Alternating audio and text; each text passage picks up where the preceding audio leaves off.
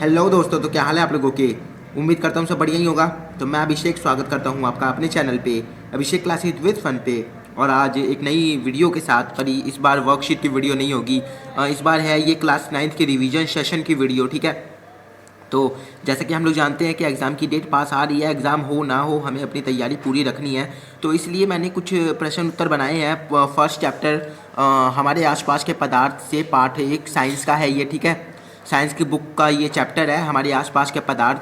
तो ये भी इस बार सिलेबस में आ रहा है, ठीक है। इससे इससे रिलेटेड कुछ क्वेश्चन ज़रूर आएंगे। तो हम इसका रिवीजन सेशन करेंगे और इसमें टोटल 29 या 28 क्वेश्चन हैं। और ये 29 ये जो क्वेश्चन दिए गए हैं इसमें ये सारे क्वेश्चन जो हैं ये आते हैं आपके फर्स्ट चैप्टर हमारे आसपास के पदार्थ में, ठीक है।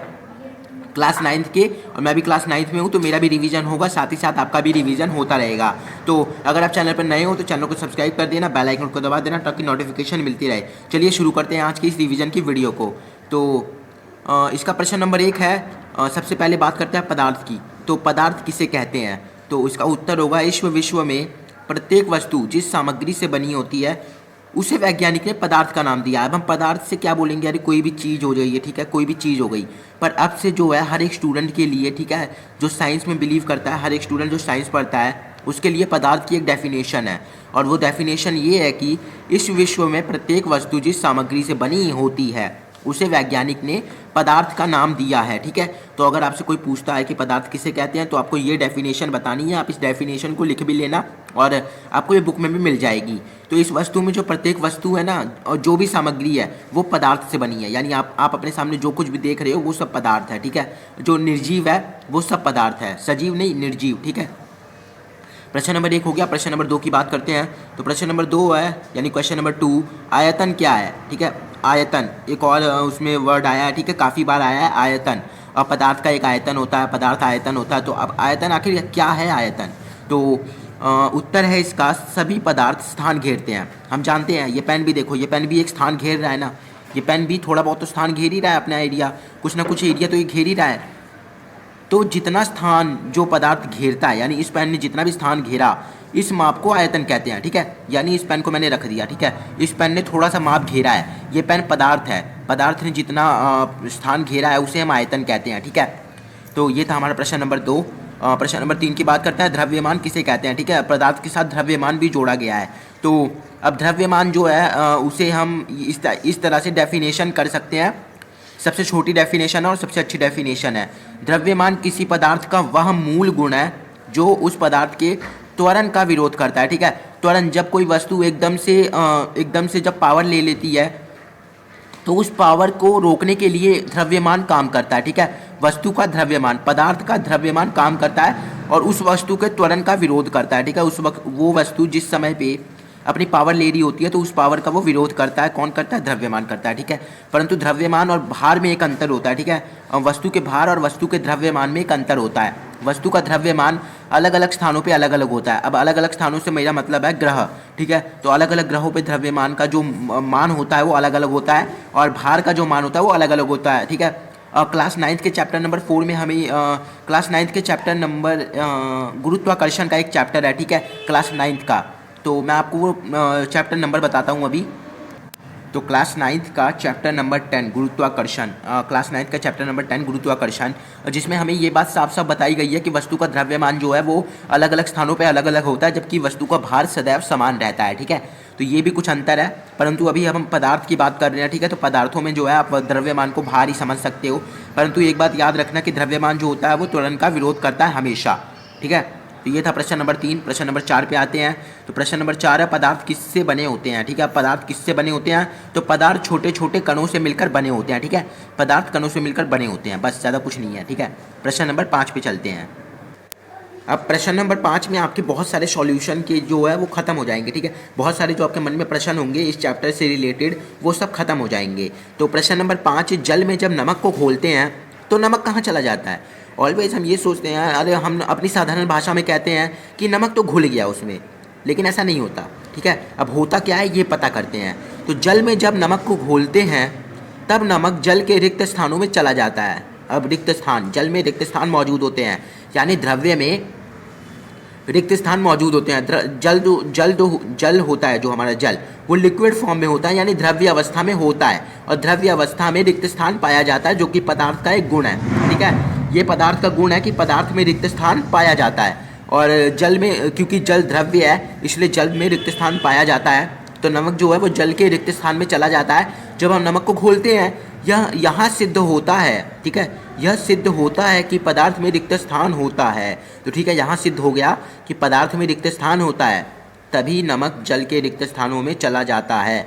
और नमक जिसको हम कहते हैं घुल गया, तो वो घुलता नहीं, वो रिक्त स्थानों में चला जाता है। ठीक है, जल के, और जिसे हम साधारण भाषा में जल में नमक घुल जाना कहते हैं। ठीक है, परंतु असल में वो जल के रिक्त स्थानों में चला जाता है। तो ये था हमारे प्रश्न नंबर 5 का उत्तर। ठीक है, आप इसे उतार भी लेना, जो भी प्रश्न है ये सब उतार लो, क्योंकि इनमें से 1, 2 या फिर हो सकता है कई प्रश्न एग्जाम में पूछे जाएंगे कुछ नंबर से, तो आप इसे उतार लीजिएगा तो भी अच्छा ही होगा। ठीक है, प्रश्न नंबर 6 पे आते हैं।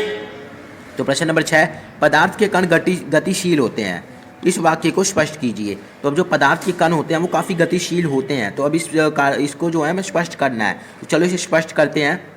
पदार्थ के कण निरंतर गतिशील होते हैं, अर्थात उनमें गतिज ऊर्जा होती है। अब पदार्थ के कण गतिशील इसलिए होते हैं क्योंकि उनमें गतिज ऊर्जा पाई जाती है।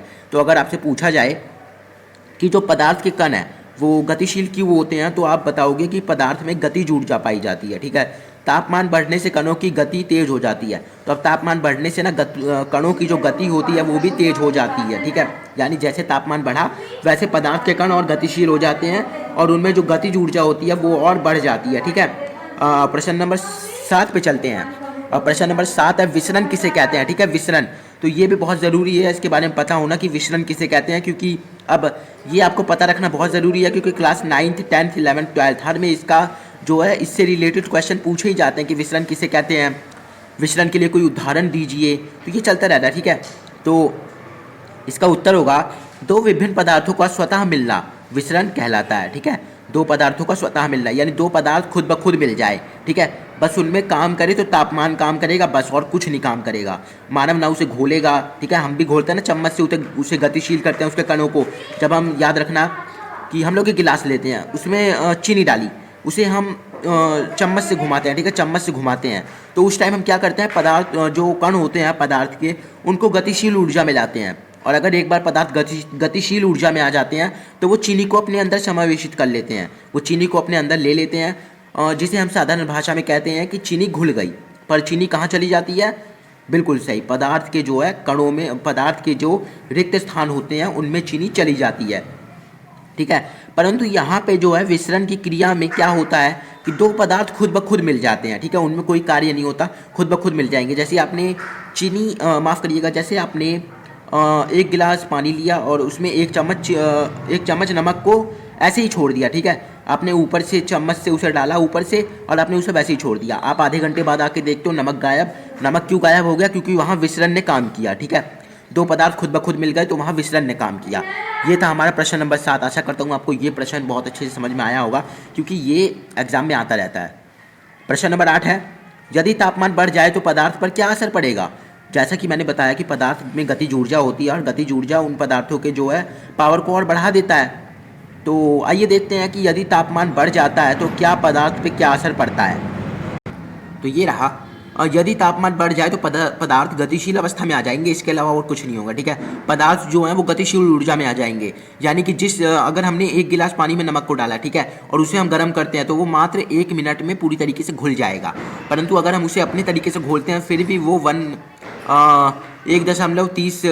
मिनट 30 सेकंड ऐसे कुछ लेगा। ठीक है, लेकिन मैक्सिमम अगर मैं बात करूं, उदाहरण के तौर पे बता रहा हूं मैं, ठीक है, उदाहरण के तौर पे कि जब हम पदार्थ को गर्म करते हैं ना, यानी उसका तापमान बढ़ जाता है। ठीक है, पदार्थ के आसपास का तापमान अगर बढ़ जाए तो वो गतिशील अवस्था में आ जाता है। ठीक है, फिर वो अपने आसपास के पदार्थ को अपने अंदर जल्दी घोलना स्टार्ट कर देता है। ठीक है, या तो अपने आसपास के पदार्थ को जल्दी घोलना शुरू कर देता है, और उसमें काफ़ी गतिशील ऊर्जा आ जाती है। ठीक है, काफ़ी गतिशील ऊर्जा आ जाती है, जिस कारण से एक पदार्थ दूसरे पदार्थ को आराम से घोल लेता है बिना किसी परेशानी के। तो यही होता है जब तापमान बढ़ जाए तो। ये और भी बढ़ा सकते थे पर इतना बहुत है। ठीक है, प्रश्न नंबर 9 है, स्विमिंग पूल में गोताखोर पानी काट पाता है, इससे पदार्थ का कौन सा गुण प्रक्षिप्त होता है? तो इसका उत्तर है स्विमिंग पूल में गोताखोर पानी काट पाता है, इससे पदार्थ के निम्नलिखित गुण प्रक्षित होते हैं। पानी द्रव्य में आकर्षण बल कम होता है, ठीक है। पानी में आकर्षण बल जो होता है, हर पदार्थ में आकर्षण बल होता है जिसके कारण वो अपने कणों को पकड़े रहता है, ठीक है। और पानी में जो है आकर्षण बल कम होता है जिस कारण हम पानी को काट पाते हैं। और इसका दूसरा जो है दूसरा उदाहरण दूसरा कारण है, पानी द्रव्य में दूरी अधिक होती है, ठीक है। उसके कण जो है वो दूर दूर होते हैं, तभी तो रिक्त स्थान होता है ना, जिसके कारण पर्याप्त रिक्त स्थान होता है, जिसके कारण क्या होता है, पर्याप्त रिक्त स्थान होता है, ठीक है। तो ये था प्रश्न नंबर 9। यही होता है पदार्थ के, आप इसे पदार्थ के गुण भी समझ सकते हो, खासकर द्रव्य के गुण है ये, ठीक है।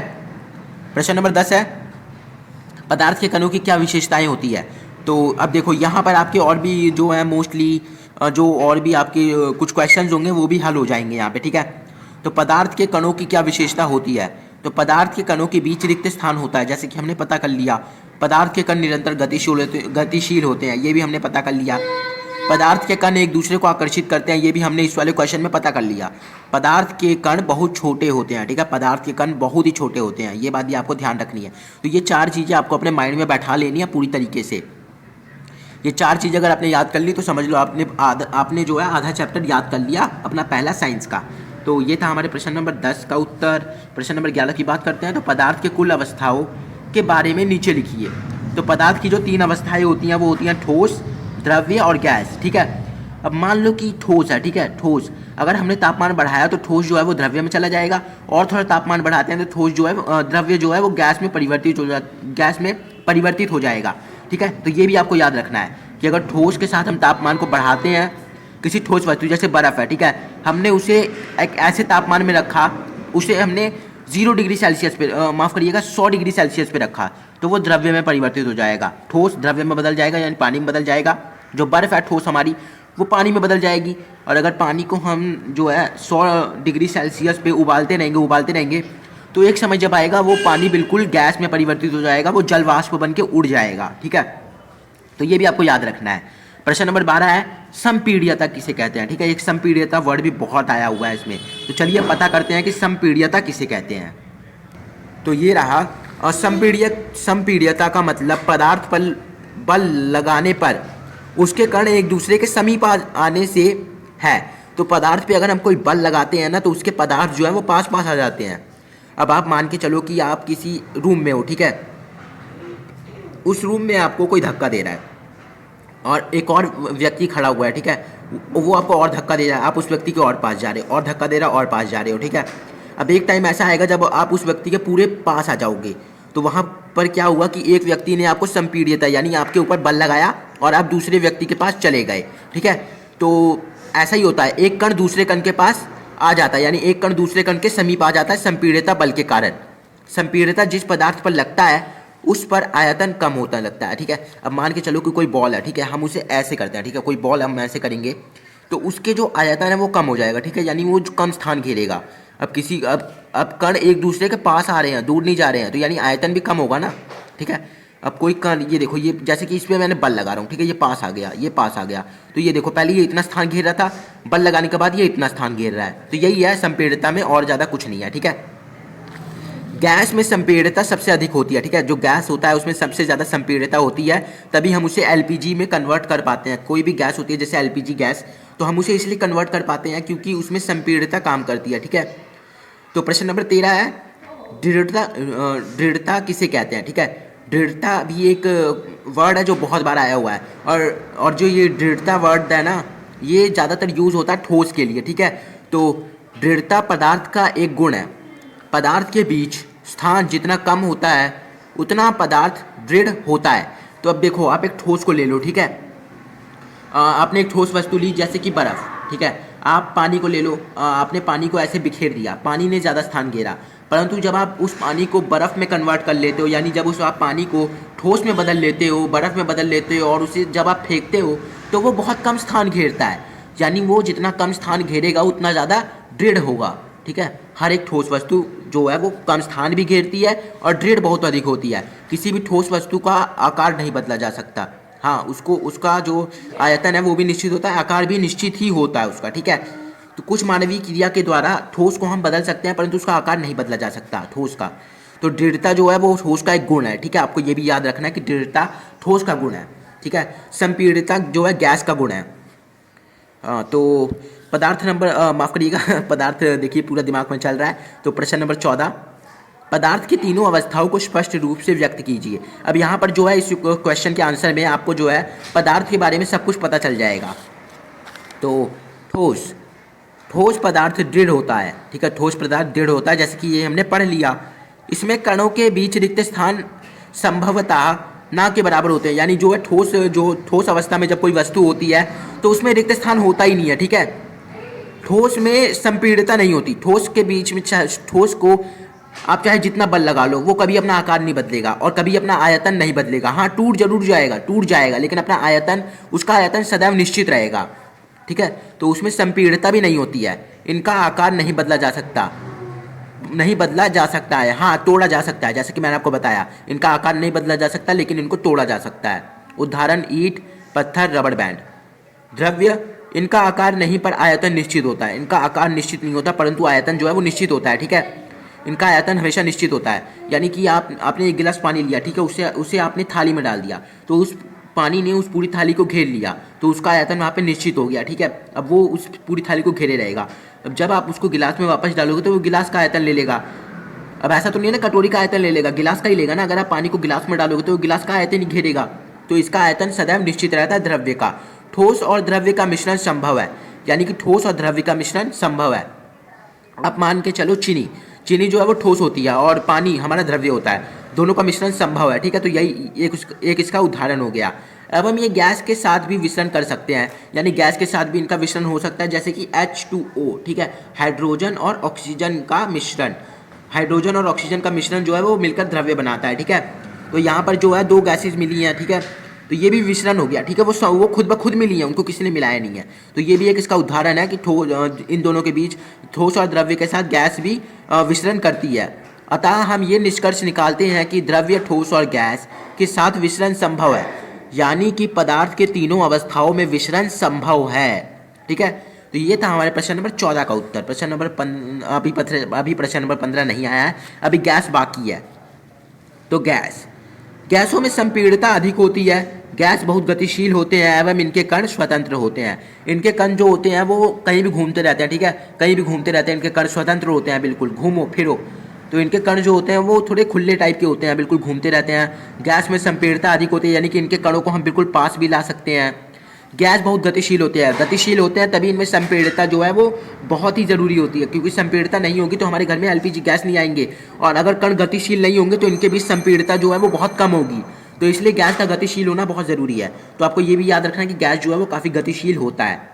तो ये था हमारे प्रश्न नंबर 14 का उत्तर। आपको उतारना हो तो आप उतारिएगा, वैसे तो हर प्रश्न को उतार ही लीजिएगा। हम चलते हैं प्रश्न नंबर 15 पर। तो ये देखिए, अब ये प्रश्न जो है ये है, संपीड़ितता के अनुसार ठोस गैस द्रव्य को क्रमबद्ध कीजिए। यानी जिसमें सबसे ज़्यादा संपीड़ितता होगी उसे हमने पहले लिखना है, जिसमें थोड़ी कम होगी उसे बाद में, और जिसमें सबसे कम होगी उसे बिल्कुल बाद में। तो गैस, द्रव्य और ठोस। गैस में सबसे ज़्यादा, ठोस में थोड़ा कम, और माफ़ करिएगा, गैस में सबसे ज़्यादा, द्रव्य में थोड़ा कम, ठोस में बिल्कुल ही कम, ठीक है।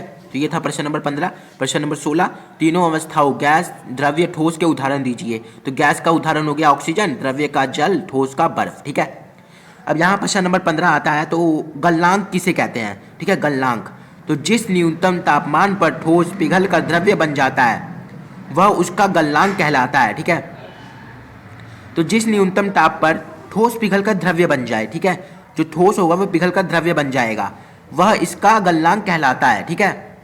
जो पदार्थ का गलनांक बिंदु होता है वो होता है कि जब पदार्थ जो है अपनी ठोस अवस्था से पिघलकर द्रव्य बन जाता है, ठीक है, तो उसे हम गलनांक बिंदु कहते हैं उसका, ठीक है। फ्रीजिंग पॉइंट, ठीक है, इंग्लिश में फ्रीजिंग पॉइंट और हिंदी में गलनांक बिंदु कहते हैं, ठीक है। जब पदार्थ ठोस से पिघलकर द्रव्य बन जाता है। और बर्फ़ का गलनांक बिंदु जो होता है वो होता है 273.1 K यानी केल्विन, या फिर 0 सेल्सियस है, ठीक है। तो गलनांक बिंदु बहुत ही सरल है, जब ठोस पदार्थ पिघलकर द्रव्य बन जाता है तो उसे हम गलनांक कहते हैं, ठीक है। और जो इसका गलनांक बिंदु वो अलग चीज़ होती है, ठीक है। गलनांक बिंदु वह बिंदु होती है जिस बिंदु पर ठोस पदार्थ द्रव्य पर, जब कोई ठोस पदार्थ द्रव्य पर चला जाता है, ठीक है, और जिस तापमान पर वह द्रव्य में पिघल कर बनता है उस तापमान को हम गलनांक बिंदु कहते हैं, ठीक है। तो यही फ़र्क है गलनांक और गलनांक बिंदु में, ज़्यादा फर्क नहीं है, ठीक है। तो ये था प्रश्न नंबर 17। चलते हैं प्रश्न नंबर 18 पे।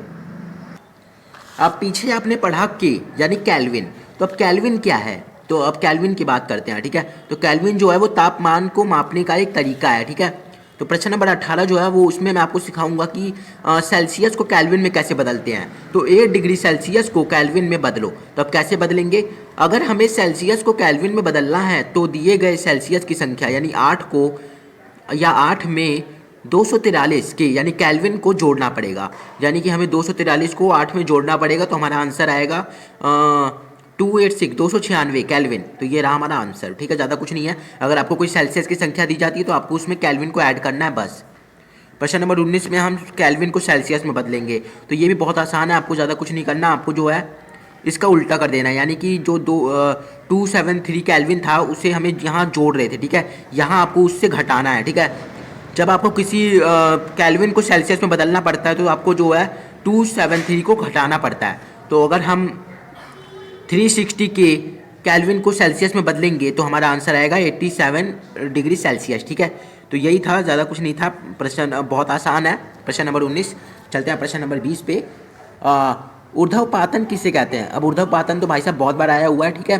तो द्रव्य अवस्था में परिवर्तित हुए बिना ठोस अवस्था से सीधे गैस में बदलने की प्रक्रिया को ऊर्ध्वपातन कहते हैं, ठीक है।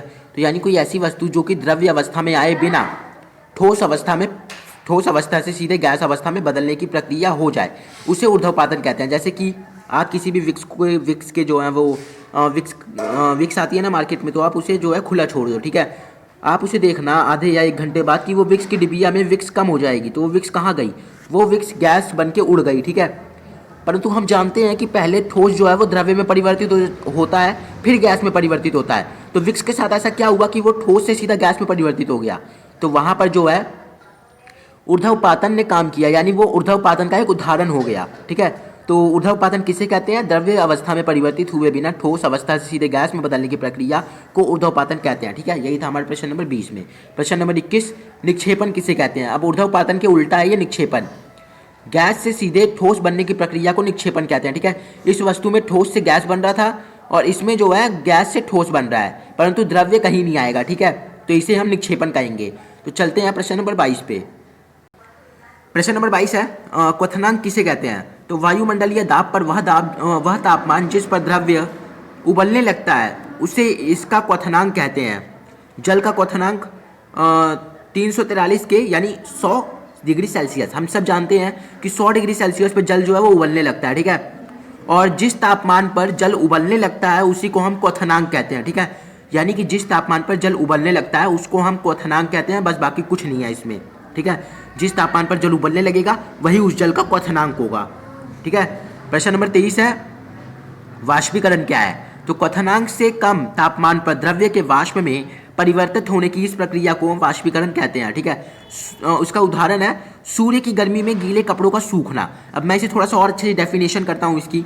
तो क्वथनांक हमने पढ़ा कि जिस तापमान पर जल जो है वो द्रव्य अवस्था से गैसीय अवस्था में मतलब आने लग जाए, या फिर जो उसका क्वथनांक यानी जिस अवस्था में गैस उबलने लग जाए उसे हम क्वथनांक कहते हैं, ठीक है।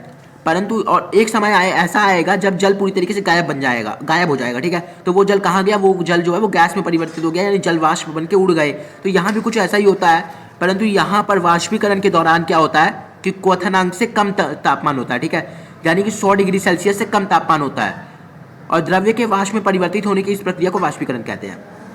तो ऐसे तापमान पर जब जल क्वथनांक तापमान पर आए बिना द्रव्य से गैस में परिवर्तित हो जाए, इसे हम माफ करिएगा, तो इसे हम वाष्पीकरण कहेंगे, ठीक है। इसका उदाहरण है सूर्य की गर्मी में गीले कपड़ों का सूखना। अब क्या सूर्य जो है वो 100 डिग्री सेल्सियस तक गर्मी देता है, नहीं ना, लेकिन फिर भी हम अपने कपड़ों को जब सूर्य की गर्मी में सुखाते हैं तो वो सूख जाते हैं, तो उनका पानी जो है वो वाष्पीकृत होकर उड़ जाता है। यही है वाष्पीकरण और कुछ नहीं है। प्रश्न नंबर 23 के बाद प्रश्न नंबर 24, तो ये 24 है, ठीक है, मैंने 25 लिखा हुआ है। तो प्रश्न नंबर 24, तो प्रश्न नंबर 24 है वाष्पीकरण को प्रभावित करने वाले कारकों को लिखिए। तो अब वाष्पीकरण को प्रभावित करने वाले कुछ कारक भी हैं जो कि वाष्पीकरण को और बढ़ा देते हैं। तो वाष्पीकरण को प्रभावित करने वाले कारक निम्नलिखित हैं। सतह क्षेत्र बढ़ने पर, अगर सतह का जो क्षेत्र है वो बढ़ जाएगा ना तो वाष्पीकरण और भी तेजी से होगा। यानी जिस जगह पे वाष्पीकरण की क्रिया हो रही है अगर उस जगह को हम बढ़ा देंगे तो वो और भी ज़्यादा वाष्पीकृत होगा। तापमान में वृद्धि, हम जैसा कि जानते हैं कि अगर तापमान में वृद्धि होगी तो जल जो है वो वाष्पीकृत हो ही जाएगा और जल वाष्प बन ही जाएगा। तो तापमान की वृद्धि भी जो है वाष्पीकरण को प्रभावित करने वाला कारक है। आर्द्रता में कमी, यानी कि जो आर्द्रता ह्यूमिडिटी होती है ना, ह्यूमिडिटी, तो उसमें भी जब कमी आती है तब भी जल वाष्प जो है वो ज़्यादा होता है। ठीक है, यानी जो है हमारे आसपास के जो हमारे आसपास भी कई सारे कण मौजूद रहते हैं, जैसे कि हमारे पास ऑक्सीजन है जो कि एक पदार्थ है गैस अवस्था में, तो वह उसी प्रकार से आर्द्रता होता है। ठीक है, अगर आर्द्रता ज़्यादा होता है तो हमारे आसपास जो है वो ठंड का माहौल थोड़ा रहता है। ठीक है, और उस समय कपड़े नहीं सूखते हैं, परंतु अगर आर्द्रता कम होती है ना तो उस समय कपड़े जल्दी सूखते हैं। आप कपड़ों का उदाहरण लेके चलो, तो ये भी जो है वो वाष्पीकरण को जो है प्रभावित करता है। चौथा है वायु की गति में वृद्धि, तो वायु की गति में जब वृद्धि होती है तो भी जो है वाष्पीकरण को वो प्रभावित करता है। ठीक है, जैसे कि आप जानते हो कि वायु की गति जब तेज होती है तो वो अपने साथ जल को साथ साथ ले जाती है। ठीक है, तो अगर वायु की गति तेज होगी ना तो कपड़े जल्दी सूखेंगे, क्योंकि कपड़ों के जो रिक्त स्थान है उनमें से जल बाहर निकल जाता है। ठीक है, तो इस कारण से जो है जल जल्दी सूखते हैं और फिर उन्हें एक सतह मिलता है। वायु की गति के कारण जल नीचे गिर जाते हैं कपड़ों से, फिर उनको सतह मिल जाती है, नीचे का सतह मिल जाती है। नीचे की सतह मिलने के बाद वो वाष्पीकरण जल्दी करते हैं। तो इस कारण वायु की गति में वृद्धि भी वाष्पीकरण को प्रभावित करता है। प्रश्न नंबर ये है 25 हमारा। ठीक है, ये 25 है, ये है हमारा प्रश्न नंबर 25। तो प्रश्न नंबर 25, वाष्पीकरण के कारण शीतलता कैसे होती है? तो वाष्पीकरण जहाँ होता है वहाँ पर शीतलता भी होती है। तो ये कैसे होती है, आइए इसका पता लगाते हैं। तो अब देखो, वाष्पीकरण के दौरान कम हुई ऊर्जा को पुनः प्राप्त करने के लिए द्रव्य के कण अपने आसपास से ऊर्जा अवशोषित करने के कारण शीतलता हो जाती है। तो अब अगर वाष्पीकरण जो है वहाँ पर कम है, ठीक है, मान के चलो कि कपड़े जो है वो सूर्य की रोशनी में सूख रहे हैं, परंतु उनको जितनी वाष्पीकरण के लिए ऊर्जा चाहिए उतनी ऊर्जा उन्हें नहीं मिल रही है, तो वो ऊर्जा कहाँ से ले? तो वो ऊर्जा लेते हैं अपने आसपास के एनवायरनमेंट से, अपने आसपास के पदार्थों से। अपने आसपास के पदार्थों से उन्होंने ऊर्जा ले ली और गर्म ऊर्जा लेते हैं। ठीक है, ठंडी नहीं लेते, गर्म ऊर्जा लेंगे। ठीक है, वाष्पीकरण के दौरान कम हुई ऊर्जा को पुनः प्राप्त करते हैं द्रव्य, यानी कि जल के कण जो है वो वाष्पीकरण की ऊर्जा को पुनः प्राप्त करते हैं आसपास के पदार्थ से। और आसपास के पदार्थ से अगर उन्होंने गर्मी ले ली तो ठंड तो होगी ना, और अगर ठंड होगी तो शीतलता तो होगी। तो यही था हमारे प्रश्न नंबर 25 में। प्रश्न नंबर 26, अरे यार मैंने सब में गलती करी हुई है, देखो प्रश्न नंबर 26, गर्मियों में हमें सूती कपड़े क्यों पहनने चाहिए? तो गर्मियों के दिन शरीर की प्रक्रिया के कारण पसीना होता है, ये हम जानते ही हैं कि गर्मियों में पसीना आना सरल बात है। जैसा कि हम जानते हैं वाष्पीकरण के दौरान द्रव्य की सतह के कण हमारे शरीर या आसपास से ऊर्जा प्राप्त करके वाष्प में बदल जाते हैं। तो अब शरीर से पसीना निकला, पसीना क्या है? द्रव्य है ना, और द्रव्य को हम जानते हैं कि द्रव्य जो है वो वाष्पीकरण करेगा ही करेगा। तो अगर वो वाष्पीकरण करेगा तो वो आसपास के पदार्थों से ऊर्जा भी ग्रहण करेगा, और अगर आसपास के पदार्थों से ऊर्जा ग्रहण करेगा तो हमें शीतलता तो प्रदान होगी ना, क्योंकि हम जानते हैं कि जो द्रव्य के कण होते हैं वो पदार्थ से गर्म ऊर्जा को लेते हैं। ठीक है, ठंडी को नहीं लेते, गर्म ऊर्जा को लेते हैं, और गर्म ऊर्जा को लेंगे तो ठंडी ऊर्जा बच जाएगी, और ठंडी ऊर्जा जो है वो शीतलता प्रदान करेगी, बस ज़्यादा कुछ नहीं है। तो जिससे शरीर शीतल हो जाता है। जैसे कि मैंने आपको अभी बताया, चूंकि सूती कपड़ों में जल का अवशोषण अधिक होता है, इसलिए हमारा पसीना इससे अवशोषित होकर वायुमंडल में आसानी से वाष्पीकृत हो जाता है। अब अगर आप सूखे कपड़ों को सुखाते हो तो वो जल्दी सूख जाते हैं। ठीक है, ऐसा किस लिए होता है? क्योंकि जो सूती कपड़े होते हैं उनमें वाष्पीकरण आसानी से हो जाता है। ठीक है, उनमें जो है वाष्पीकरण आसानी से हो जाता है। यही था प्रश्न नंबर 26 में। अब प्रश्न नंबर 27 की बात करते हैं। ठीक है, प्रश्न नंबर 27, इसमें टोटल 27 क्वेश्चन है। ठीक है, ये हमारा लास्ट क्वेश्चन है। बर्फीले जल से भरे गिलास की बाहरी सतह पर जल की बूंदें क्यों नजर आती हैं? तो वायु में उपस्थित जल वाष्प की ऊर्जा ठंडे पानी के संपर्क में आकर कम हो जाती है और यह द्रव्य अवस्था में बदल जाती है और हमें जल की बूंद के रूप में नजर आता है। अब देखो, जब हम कोई ठंडी गिलास लेते हैं, ठीक है, यानी कोई ठंडी गिलास में मतलब कोई शीतल जल जो है एकदम, मतलब उसमें बर्फ़ डाल देते हैं। ठीक है, मान लो हमने जल लिया और उस जल के अंदर हमने बर्फ़ डाल दिया और उसे गिलास में भर दिया। ठीक है, तो जो उसके आसपास के कण होते हैं, जो द्रव्य अवस्था में जो कण होते हैं जो कि वाष्पीकृत हो जाते हैं, वो उस गिलास के संपर्क में आते हैं। ठीक है, अगर वो उस गिलास के संपर्क में आए तो वो उस गिलास के बाहरी सतह पर आके चिपक जाएंगे, और वो चिपक जाएंगे तो उन्हें ठंडा माहौल मिलता है उस समय। और अगर हम जानते हैं कि जब गैस को ठंडा माहौल मिलता है तो वो द्रव्य में परिवर्तित हो जाता है। तो इसी कारण हमें जो है बाहर जो गिलास की बाहरी सतह है वहाँ पर बूंदें नज़र आती हैं। तो ये था हमारा क्लास 9 का रिवीजन सेशन का पहला वीडियो। तो इंग्लिश मीडियम वालों के लिए भी ये वीडियो आएगी ज़रूर। तो मैं मिलता हूँ आपसे नेक्स्ट वीडियो में। तब तक के लिए आप इस चैनल को सब्सक्राइब करके बेल आइकन को दबा दीजिएगा, वीडियो को लाइक कर दीजिएगा क्योंकि बहुत मेहनत लगी है इस वीडियो को बनाने में। तो मैं मिलता हूँ आपसे नेक्स्ट वीडियो में। तब तक के लिए आप स्वस्थ रहें, मस्त रहें और मेरे चैनल पर आने के लिए व्यस्त बिल्कुल ना रहें। धन्यवाद।